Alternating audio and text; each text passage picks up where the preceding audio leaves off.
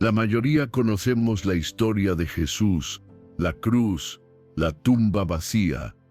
Pero ¿alguna vez te has detenido a preguntar, ¿y esto qué tiene que ver conmigo en mi realidad del siglo XXI? Celebramos la cruz el Viernes Santo, nos alegramos con la tumba vacía en Pascua, y la ascensión, bueno, a veces la mencionamos como un adiós discreto, casi un epílogo. Pero, ¿y si te dijera que estos tres eventos, su muerte sacrificial, su resurrección victoriosa y su ascensión gloriosa, no son piezas separadas de un rompecabezas divino, sino un solo y poderoso movimiento de redención, una corriente imparable de gloria, sufrimiento expiatorio, poder soberano y propósito eterno, destinada a reescribir tu historia, no solo el final, sino desde el principio hasta la eternidad. Cuando todo esto sucedió,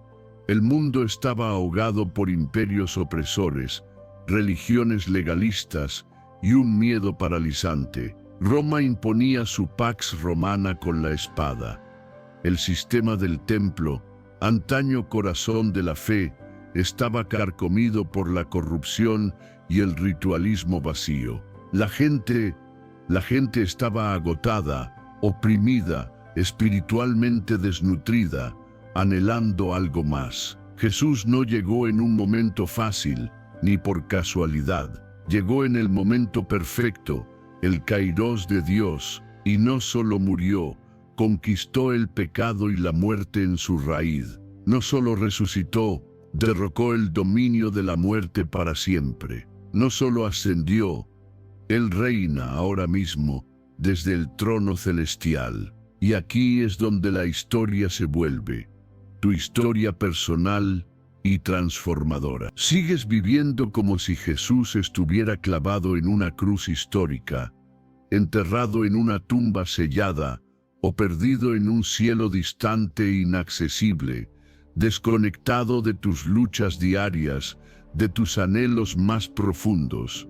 ¿Qué pasaría si supieras, realmente supieras, que Él está vivo ahora, intercediendo activamente por ti ante el Padre, dándote poder a través de su Espíritu, preparando un lugar eterno para ti y llamándote a vivir, no como una víctima de las circunstancias, sino como un coheredero de su reino, resucitado con Él? En este video, vamos a explorar 5 verdades profundas interconectadas que el Espíritu me ha revelado en las Escrituras sobre lo que estos 3 momentos sagrados significan para ti, creyente, hoy. Esto no es solo recordar historia antigua, es redescubrir tu identidad en Cristo y el poder disponible para tu presente. Si alguna vez te has sentido atascado, estancado, espiritualmente insensible, o si te has preguntado con sinceridad, ¿me ve Jesús en mi dolor, en mi confusión, en mi larga espera? Entonces, quédate. Este mensaje es para ti. Y si este video de historias bíblicas profundas te da claridad, compártelo, ayuda a alguien más que esté buscando respuestas auténticas. Aquí, no solo explicamos teología de forma abstracta, mostramos cómo transforma vidas concretas. Déjanos un comentario de estos 3 momentos: muerte, resurrección o ascensión de Jesús. ¿Cuál te resulta más misterioso o sientes que tiene menos impacto práctico en tu fe? ¿Y te gustaría un video completo sobre cómo la ascensión es fundamental para tu salud mental y tu vida de oración? Dínoslo. ¿Listos? Comenzamos. Terminamos la introducción preguntando, ¿qué significa esta historia para mí? Y para mí, todo comienza aquí, con la cruz, el epicentro de la historia de la redención. Porque esta es la verdad que nunca entendí del todo, hasta que me detuve a contemplarla en su brutal y gloriosa realidad. La cruz no fue solo donde Jesús, el Hijo de Dios, murió. Es donde todo lo que alguna vez me tuvo cautivo, el pecado, la culpa, la vergüenza, el miedo a la muerte, murió también con él, para captar su fuerza demoledora. Recuerda lo que era la cruz en el siglo I, bajo la implacable ley romana. No era solo un método de ejecución, era terror psicológico calculado, una herramienta de propaganda imperial. La crucifixión se reservaba para los más despreciables, esclavos rebeldes, criminales notorios, enemigos del Estado. Estaba diseñada para aniquilar no solo el cuerpo, sino la esperanza y la dignidad.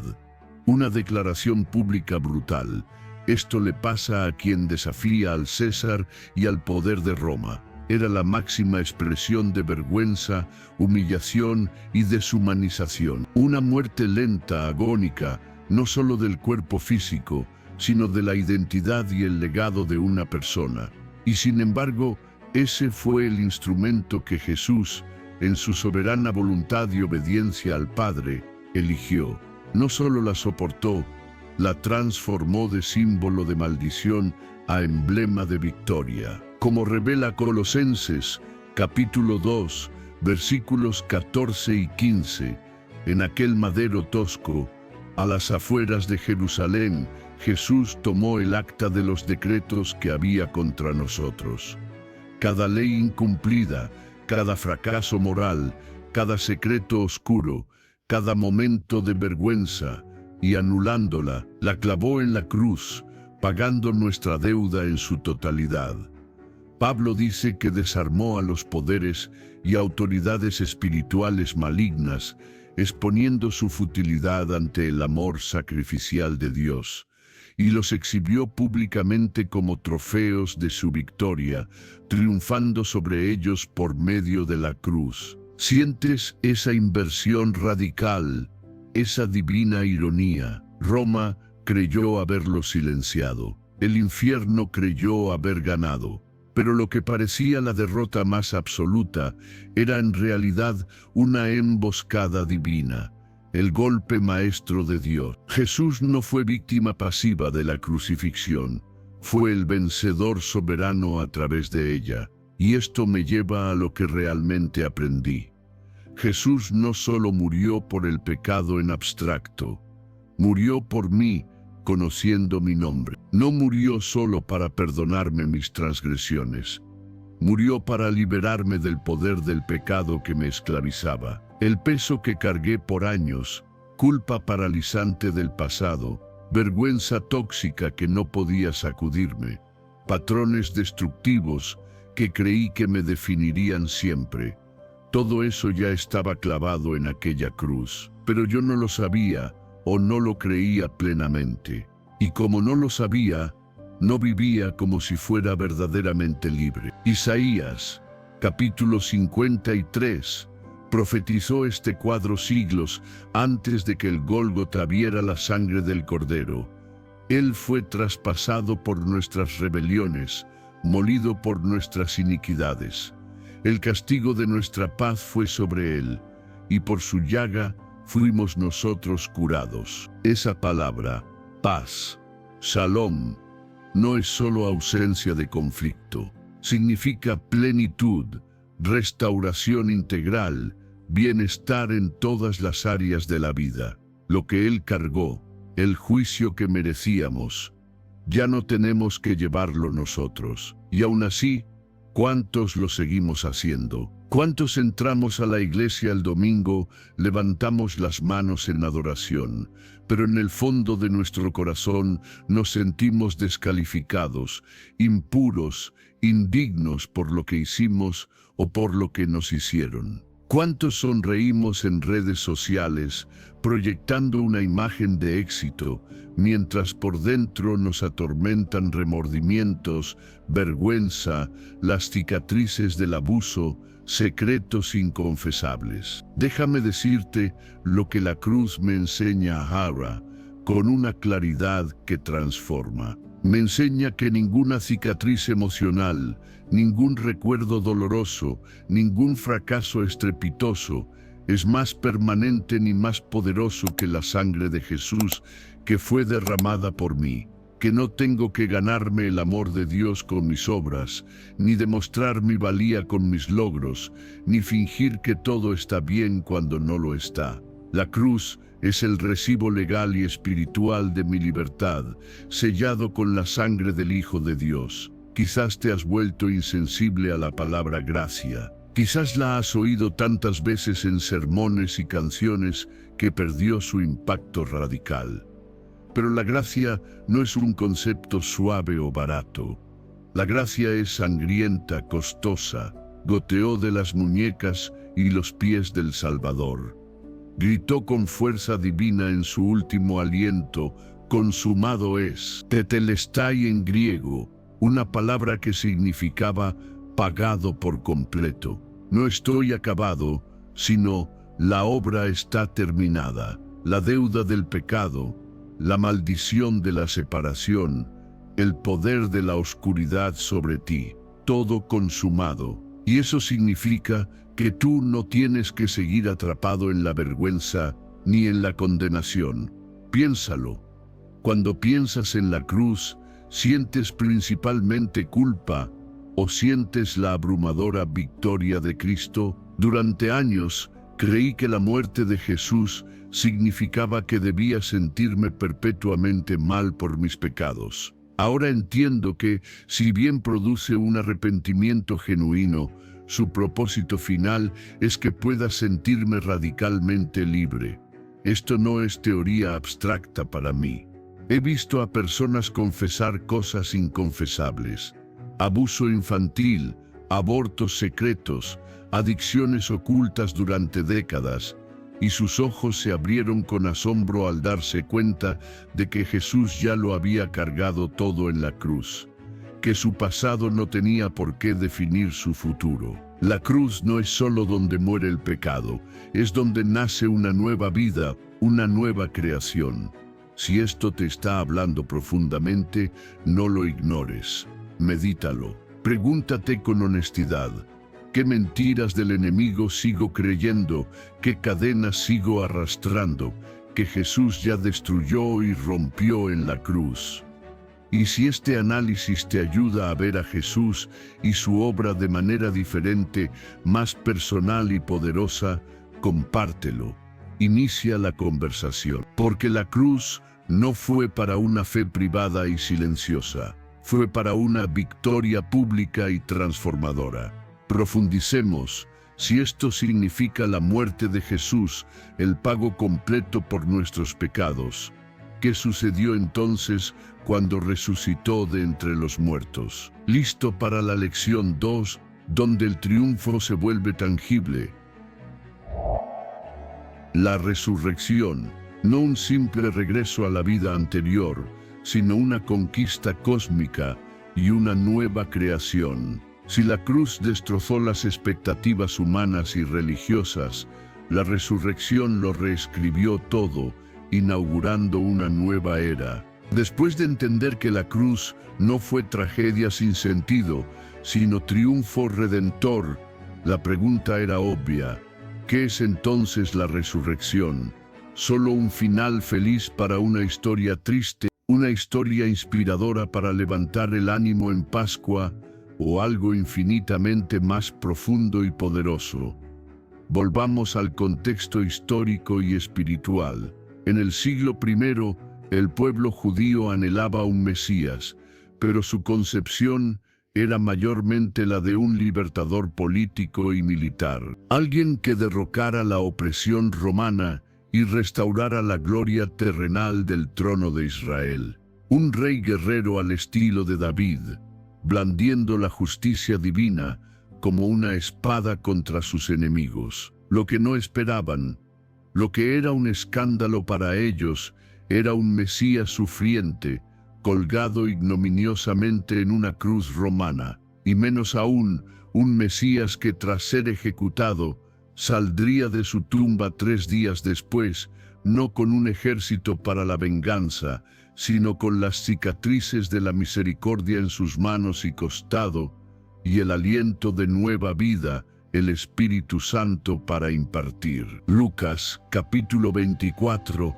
nos regala la conmovedora historia de dos discípulos camino a Emaús. Desilusionados, con el corazón destrozado, caminaban hablando de sus esperanzas rotas. Dijeron con tristeza: nosotros esperábamos que Él fuera el que había de redimir a Israel. ¿Lo captas? Esperábamos, en tiempo pasado. Su esperanza, una esperanza terrenal y política, había expirado con la muerte de Jesús. Para ellos, la historia había terminado de la peor manera posible. Lloraban no solo la muerte de un maestro amado, sino el colapso de un sueño nacional y personal. Ese es el contexto de desesperanza en el que irrumpió la resurrección. Y ese es el mundo de sueños rotos y esperanzas frustradas al que sigue llegando hoy. Porque, seamos honestos, todos, en algún momento, sabemos lo que es decir con el alma: yo esperaba que esa relación sanara y durara. Esperaba que el diagnóstico médico fuera diferente. Esperaba que mi fe no se derrumbara bajo la presión de la vida. Esperaba un milagro, una intervención divina, pero todo lo que vi fue un entierro, una pérdida, un silencio. Y ahí, en medio de esa cruda realidad, fue cuando me di cuenta: la resurrección no se trata solo de que Jesús venciera su propia muerte física. Se trata de reescribir radicalmente lo que creíamos que la muerte y la vida significaban en primer lugar. Jesús nie prosta vernulsa k żyzni, on transformiroval la vida misma. Él quebrantó las barreras del tiempo y la mortalidad, derrotó a la muerte desde sus propias entrañas e inauguró una forma completamente nueva de ser humano, resucitado a una nueva vida con Dios, restaurado a la comunión perdida en el Edén, redimido con un propósito eterno y glorioso. Como escribe el apóstol Pablo con una lógica implacable en 1 Corintios, capítulo 15, si Cristo no resucitó, vana es entonces nuestra predicación, vana es también vuestra fe, y somos hallados falsos testigos de Dios. Así de crucial, de fundamental es la resurrección. Sin resurrección, el cristianismo sería, en el mejor de los casos, una filosofía noble con una tragedia inspiradora. Con ella, es la revolución de la eternidad misma irrumpiendo en la historia, la garantía de nuestra propia resurrección. Te seré completamente sincero. Hubo temporadas oscuras en mi vida en las que creí que ciertas cosas, ciertos sueños, ciertas relaciones habían terminado para siempre. Sueños que murieron prematuramente, personas amadas que se fueron, batallas espirituales que sentí que había perdido, momentos de silencio divino que se sentían como un abandono definitivo. Pero la resurrección no es solo un evento que Jesús hizo en el pasado. La resurrección es quien Jesús es en el presente. Él mismo lo declaró en Juan, capítulo 11, versículo 25. Yo soy la resurrección y la vida. El que cree en mí, aunque esté muerto, vivirá. Y cuando Él, la resurrección y la vida, entra en lo que tú dabas por muerto, los finales se convierten en nuevos comienzos, las tumbas se transforman en portales de esperanza, las lágrimas de duelo se convierten en semillas de gozo futuro. Pienso en las mujeres valientes que fueron a la tumba esa mañana del primer día de la semana. Iban a llorar, a ungir un cuerpo, a cumplir los rituales funerarios, con el corazón encogido. Pero lo que encontraron fue una losa removida, una tumba vacía, un sudario cuidadosamente doblado, señal no de un robo apresurado, sino de una partida ordenada, y ángeles con un mensaje que cambiaría el mundo. ¿Por qué buscáis entre los muertos al que vive? Esa pregunta, cargada de poder divino, aún resuena y sana nuestros corazones hoy. ¿Con qué frecuencia seguimos haciendo esto? ¿Con qué frecuencia buscamos vida y esperanza en lugares de los que Dios ya se ha marchado? En relaciones muertas, en patrones de pecado de los que ya nos liberó. ¿Con qué frecuencia volvemos a viejas tumbas, hábitos destructivos, desamores no superados, remordimientos paralizantes, cuando Jesús ya nos está llamando con insistencia hacia adelante, a la vida abundante y victoriosa de la resurrección? Hay una razón teológica profunda por la que la resurrección no fue presenciada primero por los sumos sacerdotes, los reyes o las multitudes escépticas, sino por María Magdalena, una mujer con un pasado redimido, llorando sola junto al sepulcro. Porque Jesús quería mostrarnos que la resurrección, el poder de la nueva vida, no se encuentra no en medio del aplauso del mundo, sino en la intimidad de nuestra angustia, no en los grandes escenarios públicos, sino en los jardines silenciosos de nuestro duelo y quebrantamiento. Y eso aprendí con lágrimas de gratitud. La resurrección no es un Mesías victorioso presumiendo de su poder ante sus enemigos. Es un Salvador compasivo y amoroso, apareciendo en las habitaciones cerradas de nuestro miedo, en los caminos polvorientos de nuestra decepción, en el silencio doloroso entre nuestras oraciones aparentemente no respondidas. Y quizás eso es lo que alguien que está viendo este video necesita escuchar desesperadamente ahora mismo. Esa parte de tu vida que has descartado como un fracaso irreparable, esa adicción en la que has recaído una y otra vez, ese llamado divino que abandonaste por miedo o comodidad, ese amor al que renunciaste pensando que era imposible. Esa no es la última palabra, porque la resurrección de Jesús significa que la esperanza divina anclada en su victoria, tiene la última palabra. Y nada, absolutamente nada, está más allá de la redención y la restauración cuando Él, el resucitado, está involucrado. Así que cuando digo que la resurrección es un cambio cósmico, lo digo en todos los sentidos posibles: espiritual, existencial, eterno. Jesús no solo dejó una tumba vacía atrás, dejó un plano divino de lo que es posible para nosotros, de lo que sigue, de lo que aún está vivo y puede ser vivificado por su poder, incluso cuando el mundo, y a veces nuestra propia mente, dice que está muerto y enterrado. Y ahora, tras contemplar la profundidad de la cruz y la gloria de la tumba vacía, llegamos a algo de lo que sorprendentemente se habla aún menos, pero que es absolutamente crucial. ¿Qué sucedió después de la resurrección?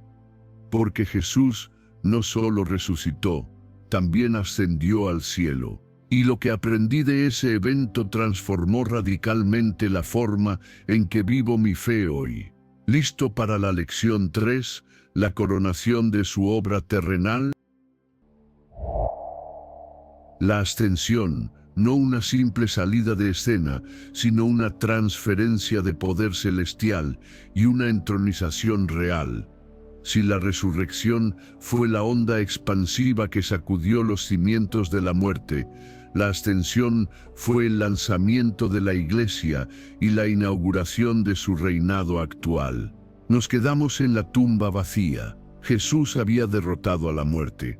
Había caminado a través de paredes, había compartido alimentos con sus discípulos, había restaurado a un Pedro quebrantado, había tranquilizado a un Tomás incrédulo y había abierto las Escrituras como ningún rabino o maestro lo había hecho jamás, revelando que toda la ley y los profetas apuntaban a él. Pero entonces, después de 40 días de enseñar sobre el reino de Dios, se fue. Y seamos honestos, esa parte, la ascensión, no se predica ni se comprende con la profundidad que merece. Hechos capítulo 1 nos describe la escena con vívido detalle. El Jesús resucitado reúne a sus discípulos, no en la intimidad de una habitación, sino en la cima del Monte de los Olivos, un lugar con profunda significancia profética. Sus últimas palabras terrenales no son principalmente de consuelo pasivo, sino de comisión activa y empoderadora.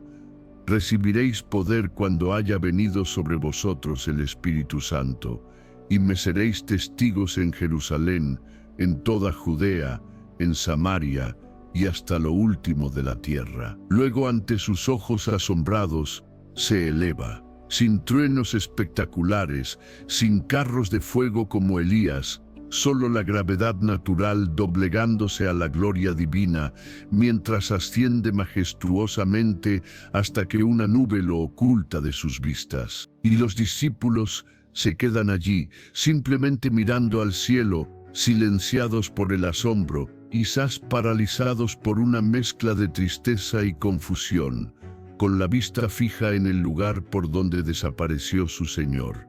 Pero esto es lo que me impactó profundamente. Jesús no solo se fue, nos lanzó a la misión. Solía ver la ascensión como el silencioso saludo final tras la verdadera historia, el cierre del telón. Pero ahora la veo como lo que realmente es, un relevo divino crucial, una transición sagrada de su ministerio terrenal al ministerio del Espíritu Santo a través de su iglesia. No desapareció para escapar de las cargas de la tierra, ascendió para empoderarla desde su trono celestial. Se fue físicamente para que el Espíritu Santo, el Consolador, el Paráclito, pudiera venir en plenitud.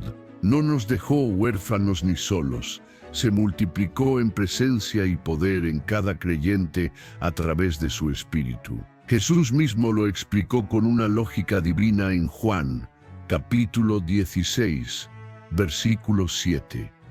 Pero yo os digo la verdad, os conviene que yo me vaya, porque si no me fuera, el Consolador no vendría a vosotros, mas si me fuere, os lo enviaré. Espera, ¿qué? ¿Conviene que te vayas? ¿Cómo podría ser remotamente mejor perder la presencia física, tangible del Hijo de Dios encarnado? Porque mientras Jesús caminó físicamente por esta tierra, estaba limitado a estar con ellos en un lugar a la vez. Pero cuando regresó al Padre y envió al Espíritu, ahora podía estar en cada uno de ellos, y en nosotros simultáneamente en todo lugar y en todo tiempo. No un Cristo limitado geográficamente entre muchos, sino Cristo en vosotros, la esperanza de gloria, como proclama triunfalmente Colosenses, capítulo 1, versículo 27. Efesios, capítulo 4, versículos 8 al 10, ilumina aún más este misterio, citando el Salmo 68, subiendo a lo alto, llevó cautiva la cautividad y dio dones a los hombres. ¿Para qué? Para que su presencia real y transformadora no habitara solo en un templo hecho de piedras o en las huellas polvorientas de Galilea, sino en ti, en tu corazón, en la comunidad de los creyentes. El Espíritu Santo descendió en Pentecostés, porque el Hijo ascendió a su gloria. El cielo se abrió para recibir al Rey victorioso, porque Él regresó como conquistador, y la Iglesia, su cuerpo en la tierra, se encendió con fuego divino, porque Él la lanzó desde esa misma montaña, comisionada y equipada. No idealicemos la situación. Los discípulos, en ese momento, no estaban listos según los estándares humanos. Todavía eran frágiles, a menudo temerosos y ciertamente confundidos sobre la naturaleza espiritual del reino. Eran los mismos hombres que, pocas semanas antes, habían huido cobardemente de la cruz, habían dudado incrédulamente de la tumba vacía, y justo antes de la ascensión, con una miopía sorprendente, le preguntaron a Jesús si iba a restaurar en ese momento el reino político a Israel. Ni siquiera entonces, después de todo lo que habían visto y oído, lo entendían del todo, y sin embargo, Él los comisionó. Y eso es lo que aprendí, una lección liberadora.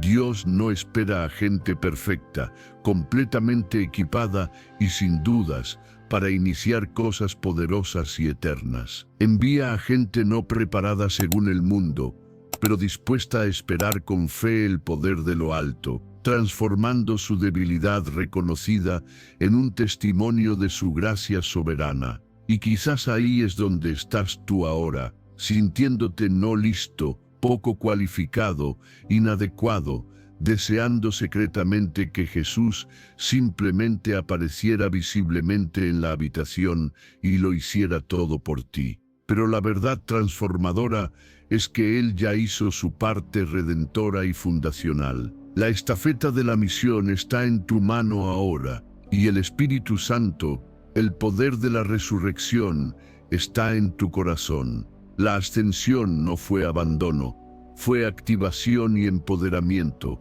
Fue Jesús diciendo, en esencia, ya has visto suficiente de mi poder, ya has oído suficiente de mi verdad. Ahora, vívelo y compártelo. Fue el momento en que la iglesia no solo fue llamada, fuimos oficialmente enviados y liberados para la obra. Y escúchame bien, porque esto me golpeó con fuerza. Algunos de nosotros seguimos mirando nostálgicamente al cielo, esperando pasivamente que Él regrese para arreglar los problemas del mundo o los nuestros, olvidando que ya nos dio la autoridad y el poder del Espíritu para ser sus manos y pies, para transformar nuestro entorno. Pero Hechos, capítulo 1, versículo 11, es inequívocamente claro. El ángel reprendió suavemente a los discípulos. Varones Galileos, ¿por qué estáis mirando al cielo? Este mismo Jesús, que ha sido tomado de vosotros al cielo, así vendrá como le habéis visto ir al cielo. En otras palabras, Él ciertamente regresará en gloria. Pero hasta entonces, pónganse en marcha. La misión es ahora. La ascensión fue el comienzo oficial de tu misión como parte de su cuerpo. Así que ahora vivo con ojos diferentes, con una perspectiva celestial. Cuando me siento abrumado por los desafíos, recuerdo que el trono del universo no está vacío. Mi Rey ascendido está en control. Cuando me siento invisible o insignificante, recuerdo que Jesús está a la diestra del Padre intercediendo activamente por mí, como nos asegura Romanos, capítulo 8, versículo 34. Y cuando siento la tentación de retroceder o rendirme, recuerdo que Él se fue físicamente para que yo y tú pudiéramos levantarnos en su poder. No resucitó y ascendió para que pudiéramos retirarnos a una fe cómoda y privada. Él resucitó y ascendió para que pudiéramos correr la carrera de la fe con perseverancia y audacia, empoderados por su Espíritu, ungidos para su servicio y designados como embajadores para traer las nuevas del reino a la tierra. Así que ahora hemos visto la cruz redentora, la tumba vacía y victoriosa, y la ascensión gloriosa y empoderadora del Rey. Pero aquí está la verdad que conecta todo esto con nuestra experiencia diaria. Su historia no se detuvo con su entrada en la nube de gloria, porque lo que Jesús hizo después, al enviar su Espíritu, sacudió los mismos cimientos del infierno y continúa haciéndolo a través de nosotros. Y nos enseña algo que altera radicalmente nuestra vida sobre el dolor, el poder divino y la presencia constante de Dios. ¿Estás listo para la lección 4, donde lo personal se vuelve poderosamente sobrenatural? El Espíritu Santo no solo llenó la habitación del aposento alto en Pentecostés.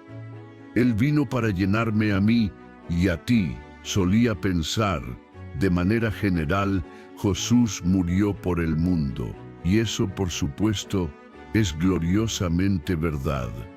Lo hizo, Pero en algún momento de mi caminar, esa verdad se volvió tan grande, tan universal, que paradójicamente dejó de sentirse intensamente personal, hasta que esto me golpeó con la fuerza de una revelación. Él conocía mi nombre, mis luchas, mis miedos, mis sueños, antes de que yo siquiera supiera articular el suyo. La lección 4 cambió mi forma de ver todo, especialmente el dolor, que ya no veo como sin sentido, especialmente la oración, que ya no es un monólogo al vacío, especialmente el poder divino disponible detrás de ambos. Porque Jesús no murió por una masa anónima y sin rostro de pecadores. Murió pensando en mí y en ti individualmente. Tu historia, con todos sus capítulos, ya era conocida por Él.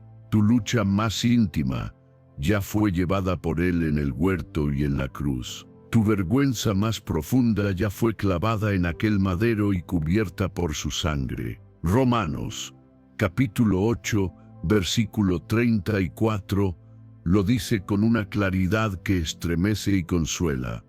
Cristo es el que murió, más aún el que también resucitó, el que además está a la diestra de Dios, el que también intercede por nosotros. Ese versículo, meditado profundamente, destrozó la ilusión de un Dios distante en mí, porque me reveló que no solo Jesús murió por mí en un acto histórico pasado, sino que Él sigue activamente hablando en mi favor, ahora mismo, en este preciso instante, como mi sumo sacerdote y abogado celestial. Mi nombre y el tuyo, en sus labios, en el salón del trono del cielo. Esto no es solo un amor recordado del pasado. Esto es poder intercesor en tiempo presente, obrando a nuestro favor. Vuelvo una y otra vez a la oración de Jesús en el huerto, registrada en Juan, capítulo 17. Antes de la sangre, antes de los azotes, antes de la cruz, Jesús oró. Y no solo oró por los discípulos que estaban físicamente con Él. Dijo explícitamente, y esto es para ti y para mí. Mas no ruego solamente por estos, sino también por los que han de creer en mí por la palabra de ellos. Esos somos nosotros, los que llegamos a la fe siglos después. Oró por nosotros antes de que existiéramos en el tiempo. Sangró por nosotros antes de que nos arrepintiéramos de nuestros pecados. Resucitó por nosotros antes de que fuéramos conscientes de cuán desesperadamente lo necesitábamos. Eso no es vago, ni genérico, ni distante. Eso es profundamente, abrumadoramente personal. Hebreos, capítulo 4, versículos 14 al 16. Lo lleva aún más lejos, abriendo una ventana a la empatía divina. Dice que no tenemos un sumo sacerdote incapaz de compadecerse de nuestras debilidades, sino uno que fue tentado en todo según nuestra semejanza, pero sin pecado. Eso significa que Jesús entiende. Él lo capta. La soledad desgarradora, la traición dolorosa, el agotamiento físico y emocional, el peso de la tristeza, el impulso sutil de rendirse cuando todo parece perdido. No está observando nuestras luchas desde una distancia celestial y desinfectada. Él ha estado aquí, en la arena de la existencia humana, y a través de su espíritu sigue con nosotros, más cerca que nuestra propia respiración.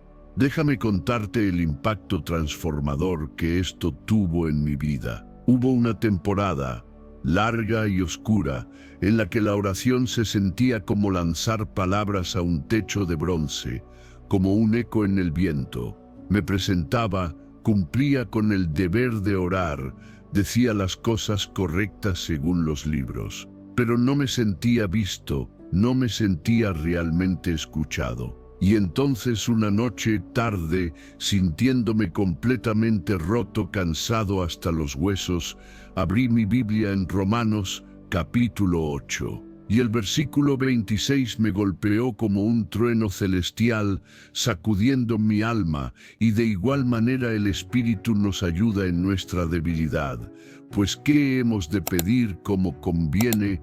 No lo sabemos, pero el Espíritu mismo intercede por nosotros con gemidos indecibles. Lloré como un niño desconsolado, pero esta vez con lágrimas de alivio y gratitud, porque de repente comprendí, no estaba orando solo, nunca lo había estado.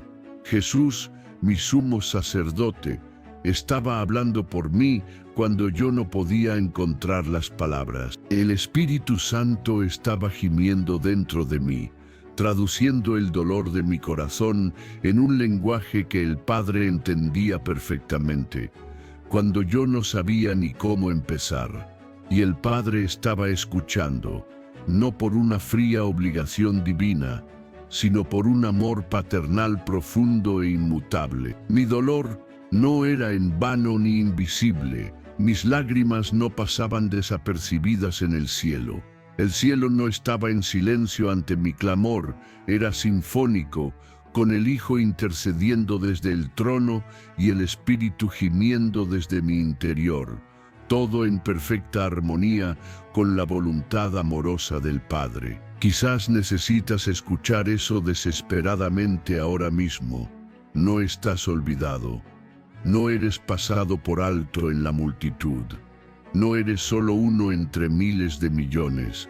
Para Dios, eres uno de uno, un individuo único y preciosamente amado, plenamente visto en tu necesidad, plenamente conocido en tu intimidad, plenamente amado a pesar de tus imperfecciones.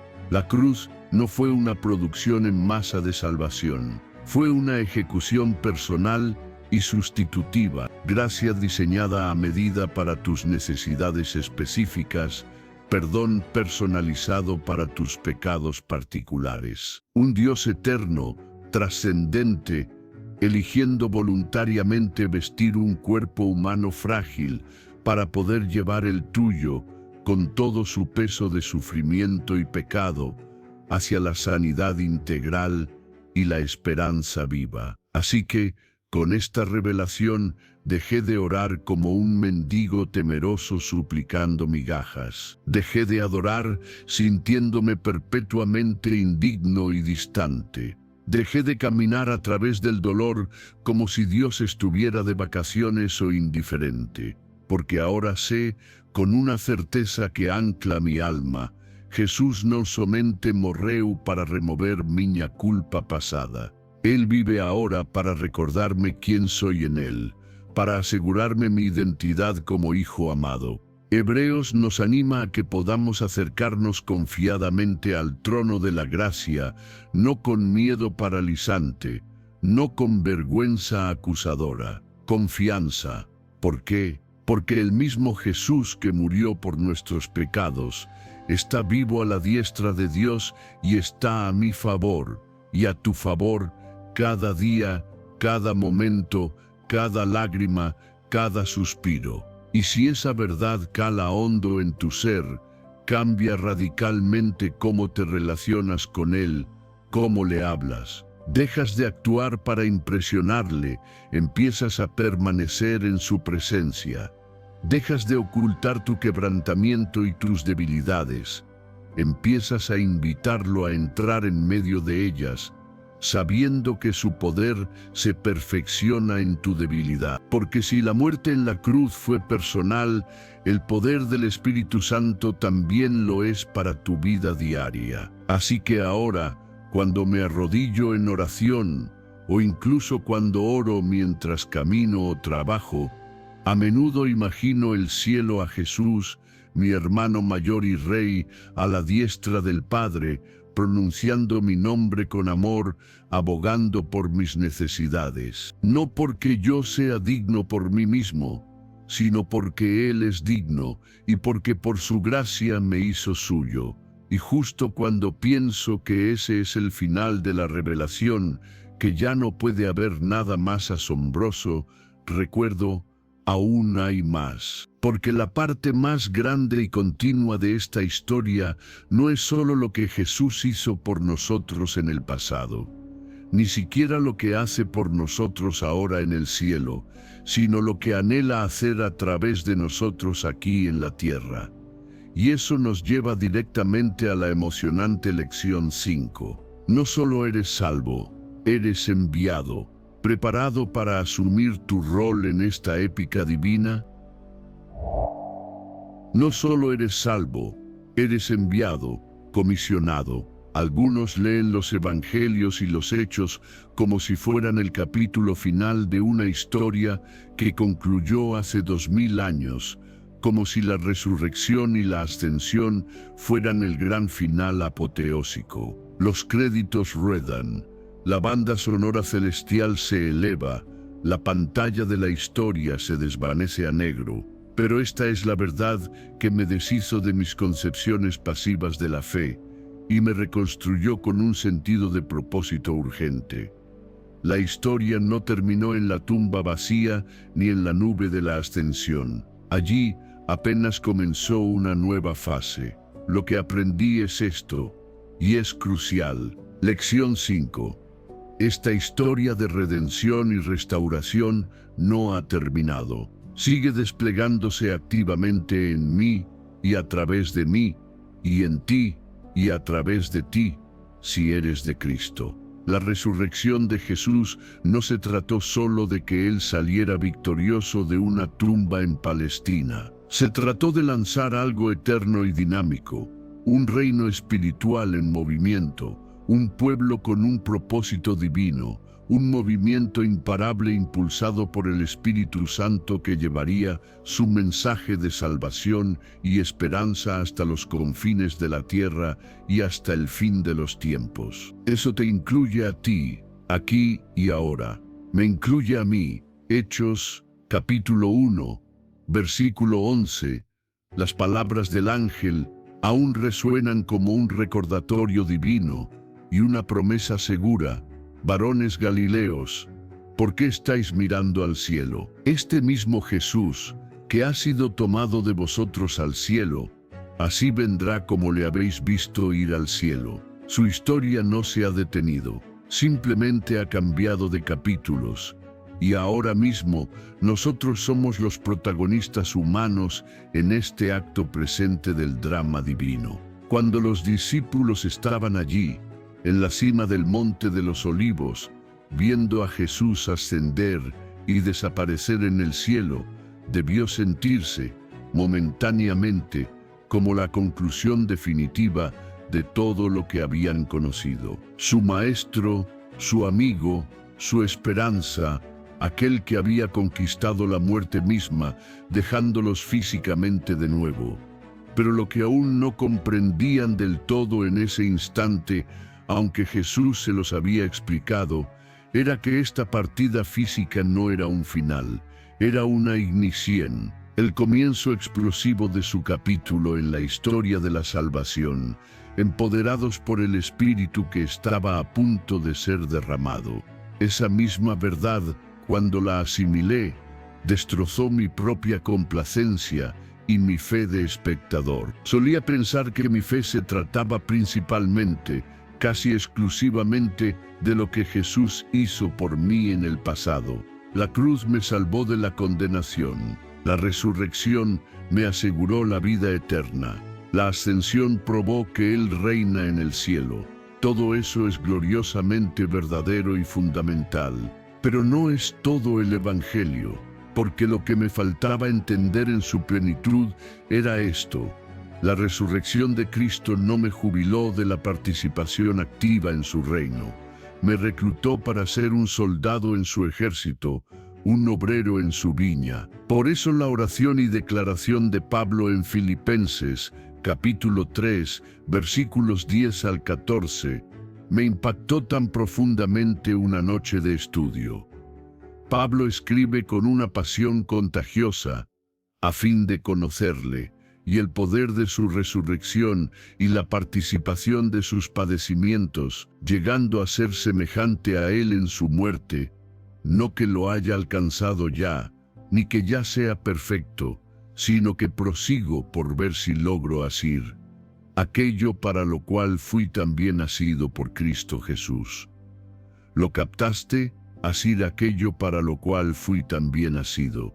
Jesús no solo resucitó de la tumba para darme un boleto de entrada al cielo y un asiento cómodo en la iglesia mientras espero. Él me tomó, me asió, para algo mucho más grande, más dinámico, más significativo en el aquí y el ahora, para que yo pudiera vivir y ministrar en el mismo poder que lo resucitó a él de entre los muertos. Eso significa que cada día es, potencialmente, un día de resurrección. Cada momento en que me siento demasiado débil, demasiado imperfecto, demasiado atascado en mis propias limitaciones, se me recuerda, si estoy atento al Espíritu, que el mismo Espíritu que levantó a Jesús de la tumba vive en mí, como afirma Romanos capítulo 8, versículo 11. Eso no es una bonita metáfora poética.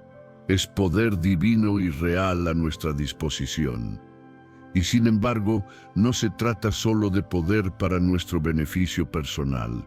Se trata de propósito para la gloria de Dios y la extensión de su reino. La ascensión no fue un cierre de telón cósmico para que Jesús se retirara. Fue Jesús pasando la estafeta, entregando la misión y la autoridad a una iglesia naciente, ciertamente desordenada, frágil a veces, pero destinada a ser empoderada por el Espíritu, que llevaría su presencia y su mensaje transformador a los mismos lugares donde Él una vez caminó y mucho más allá. Y amigo, amiga, si estás respirando ahora mismo y has puesto tu fe en Cristo, eso te incluye de manera directa e ineludible. Incluye tu llamado específico, tu dolor que puede ser transformado en ministerio, tu historia única que puede ser un testimonio. Solía pensar que no estaba cualificado para hacer nada significativo para Dios. Me sentía inadecuado, sin talentos espectaculares. Pero entonces, al leer Hechos, me di cuenta de que las personas que Jesús dejó atrás para iniciar su iglesia eran, en su mayoría, gente común, pescadores, un ex recaudador de impuestos, algunos con un historial de dudas e incluso negaciones. Y sin embargo, en el capítulo siguiente de Hechos, después de ser llenos del Espíritu Santo, estaban poniendo el mundo conocido patas arriba con el mensaje del Evangelio. Eso me dijo todo lo que necesitaba saber sobre los requisitos de Dios: disponibilidad y dependencia, no perfección ni autosuficiencia. Esta historia de poder divino, obrando a través de vasijas de barro, sigue desarrollándose hoy en cafeterías y aulas universitarias, en prisiones olvidadas y en púlpitos encendidos, en oraciones susurradas en la quietud de la noche y en audaces y sacrificiales actos de justicia y compasión. Se despliega cuando una madre herida elige perdonar a quien la ofendió, cuando un adolescente rodeado de presión dice no a la tentación y sí a la pureza, cuando un hombre quebrantado por la vida abre su Biblia por primera vez en años, buscando una esperanza que el mundo no le puede dar. Eso es poder de resurrección manifestándose en la vida real, aquí y ahora. Así que ahora me despierto, no preguntando pasivamente a Dios: Señor, ¿sigues escribiendo la historia? Sino más bien con una actitud proactiva: Dios, ¿qué renglón de tu gran historia quieres que viva y escriba con mi vida hoy? Porque cada momento que eliges la obediencia radical sobre la comodidad egoísta, cada vez que hablas la verdad con amor en un mundo lleno de mentiras, cada vez que rindes tu voluntad personal por la suya revelada, te conviertes en un actor, en un coautor humano, de la historia viva y continua de Jesús. No eres solo un receptor pasivo de gracia.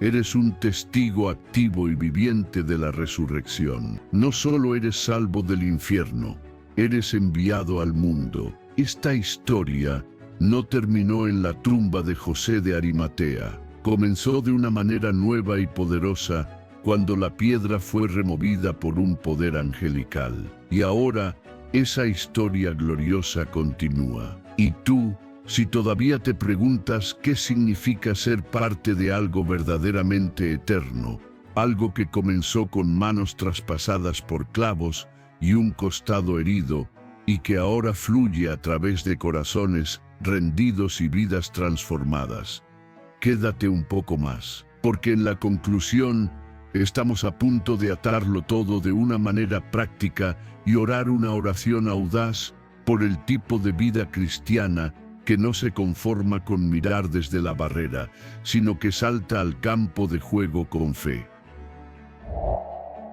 Si has permanecido con nosotros a través de este intenso viaje espiritual, desde la agonía insondable de la cruz, pasando por el asombro sobrecogedor de la tumba vacía, hasta la gloria indescriptible de la nube de la ascensión, entonces ya lo sabes en lo profundo de tu ser.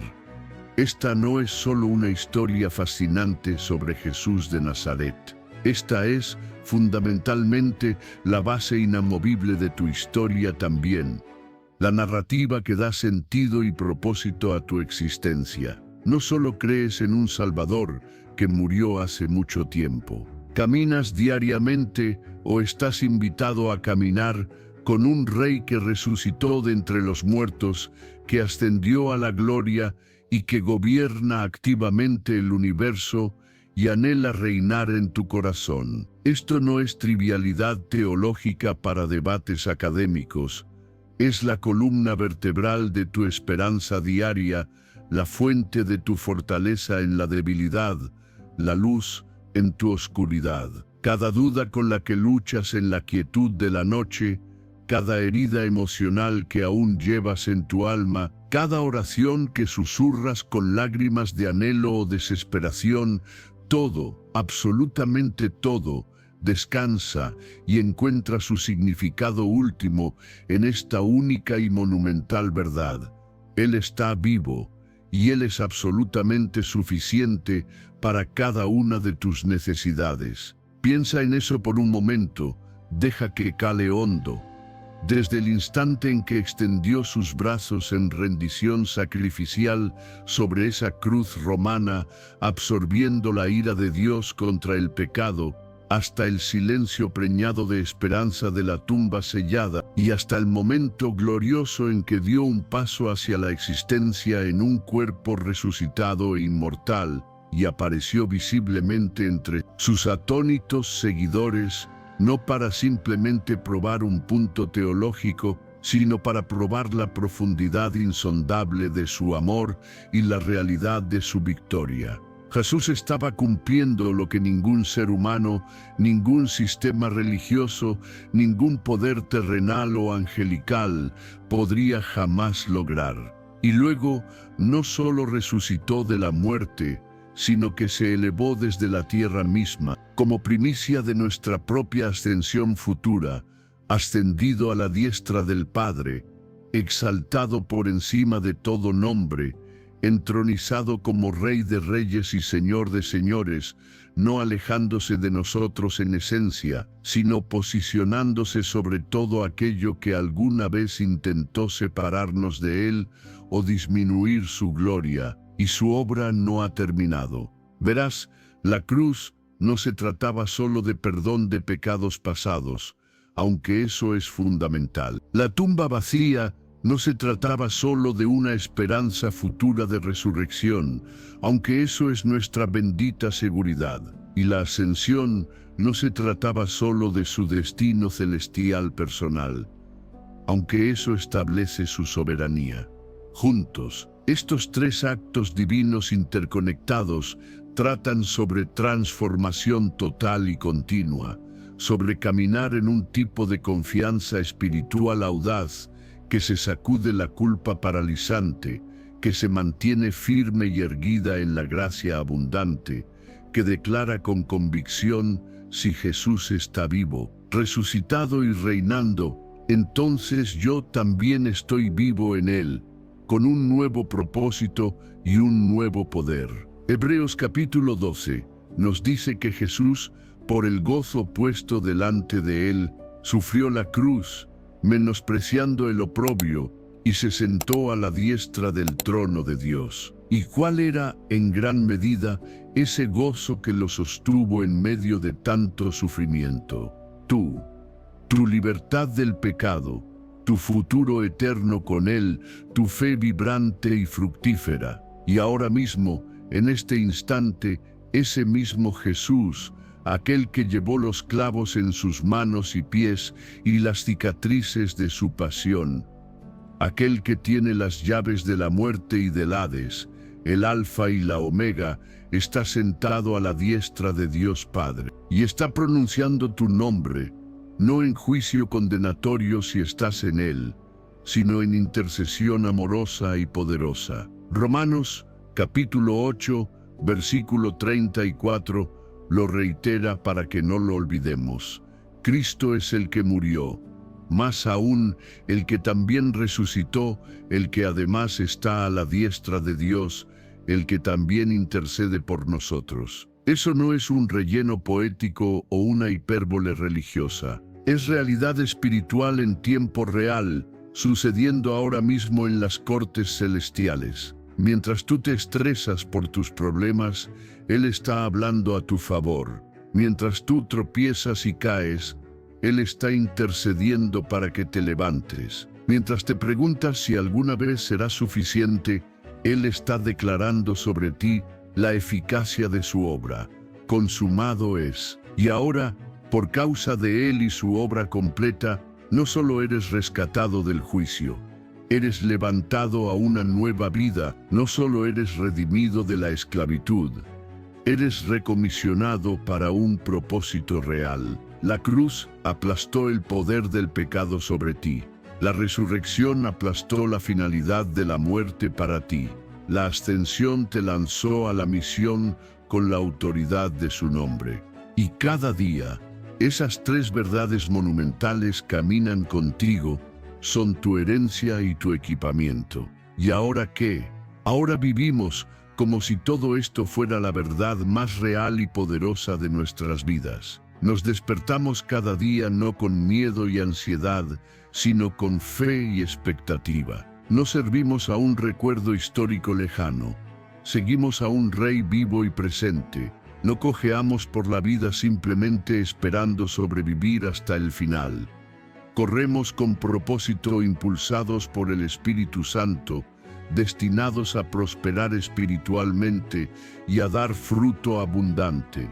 ¿Por qué? Porque Él lo dio todo por nosotros, sin reservas. Y ahora, nuestra respuesta de amor es darlo todo por Él, en gratitud y servicio. Y al cerrar este poderoso viaje, a través del corazón del Evangelio, no solo recordemos estas verdades, respondamos con todo nuestro ser. Oremos juntos.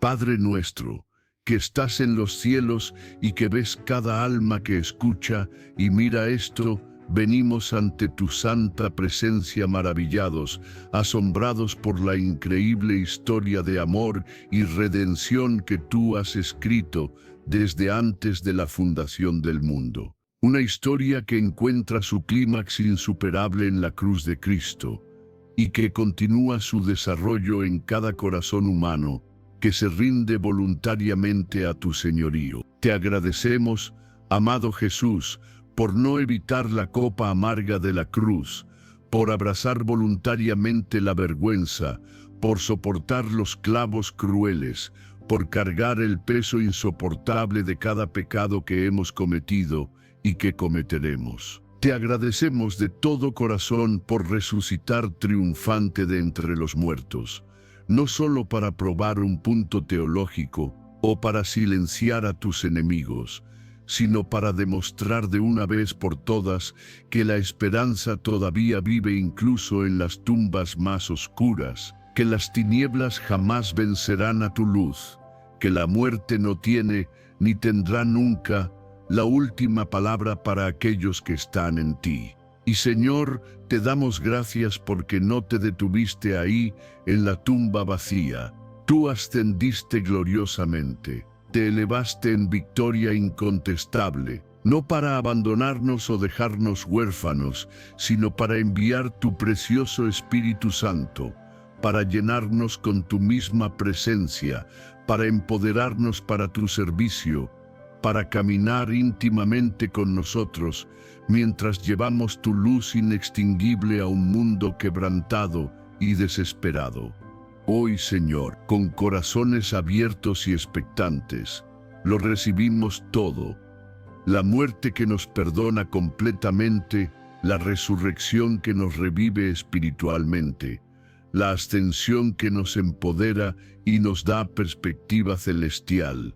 Y pedimos una nueva unción de audacia, no solo para creer estas verdades intelectualmente, sino para vivirlas apasionadamente, como si todo fuera la más absoluta y transformadora verdad. Danos el coraje diario para deponer nuestra vergüenza y nuestra culpa al pie de tu cruz redentora. Danos una fe robusta para mantenernos firmes y erguidos en la vida abundante de tu resurrección. Danos una pasión santa para vivir cada momento, cada decisión, con la perspectiva del cielo, sabiendo que nuestro Rey amado reina y está en control soberano. Señor, ayúdanos a caminar consistentemente en tu victoria, a vivir con entrega tu misión y a nunca jamás olvidar. Tú no eres solo un Dios de la historia pasada. Tú eres el Señor de la hora mismo, el gran yo soy. Que este mensaje no solo inspire emociones pasajeras, sino que transforme vidas desde adentro hacia afuera, que arda como un fuego santo en el corazón de cada persona que escucha y encienda un avivamiento genuino en hogares, en corazones individuales y en comunidades enteras. Te amamos, Señor, te honramos y te adoramos. Elegimos hoy y cada día caminar en la plenitud de tu muerte, resurrección y ascensión. En el precioso y todopoderoso nombre de Jesús, oramos. Amén y amén. Si este video de historias bíblicas profundas trajo claridad, convicción y poder a tu caminar con Cristo, no te lo quedes solo para ti, compártelo con otros. Y para más contenido profundo y transformador, explora nuestros otros videos y recursos sobre la muerte, resurrección y ascensión de Jesús, y cómo estos eventos definen nuestra fe y nuestra vida. Mantente rendido a su voluntad, sigue creciendo en su gracia. Mantente bendecido para ser de bendición. Hasta la próxima, y que la paz de Cristo reine en tu corazón.